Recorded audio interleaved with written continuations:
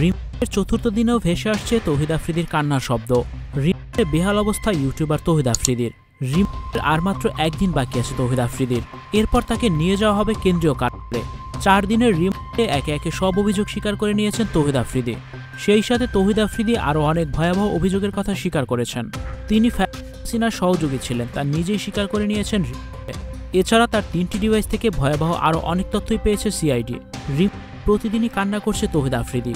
চতুর্থ দিনের রিমান্ডে আফ্রিদি আরও বেশি ভেঙে পড়েছে, কারণ এই 4 দিন তৌহিদ আফ্রিদির চোখে ঘুম নেই। মাত্র কয়েক ঘন্টা ঘুমায় আফ্রিদি। বন্দি আফ্রিদির জীবন যেন এখন নরক হয়ে গেছে। পছন্দের খাবার খেতে পারছেন না, কোনোভাবেই মানিয়ে নিতে পারছেন না। সিআইডি কর্মকর্তারা বলছেন, সরকারিভাবে যে খাবার আসামিদেরকে দেওয়া হয় আফ্রিদিকেও তাই দেওয়া হচ্ছে। সে কোনো খাবারই মুখে তোলে না, বাইরের খাবার খেতে চায়, কিন্তু এর অনুমতি নেই। সিআইডি রিমান্ডে জিজ্ঞাসাবাদে আফ্রিদি সব অভিযোগই স্বীকার করে নিয়েছেন। সেই সাথে আফ্রিদি সম্পর্কে আরও অনেক চাঞ্চল্যকর ভয়াবহ অভিযোগ পাওয়া গেছে, যা শুনে সিআইডি নিজেরাই অবাক হয়ে গেছেন। শুধুমাত্র ডিবি হারুনই আফ্রিদির গডফাদার ছিলেন না। আফ্রিদি জানান, আসল গডফাদার ছিলেন সাবেক স্বরাষ্ট্রমন্ত্রী আসাদুজ্জামান খান কামাল, যার ছত্রছায়ায় আরও বেশি বেপরোয়া হয়ে পড়েন তৌহিদ আফ্রিদি।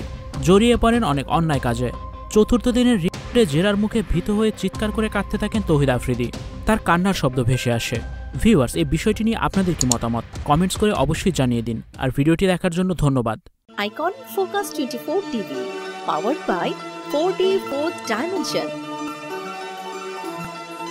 আমাদের চ্যানেলটি সাবস্ক্রাইব করে আমাদের সাথে থাকুন।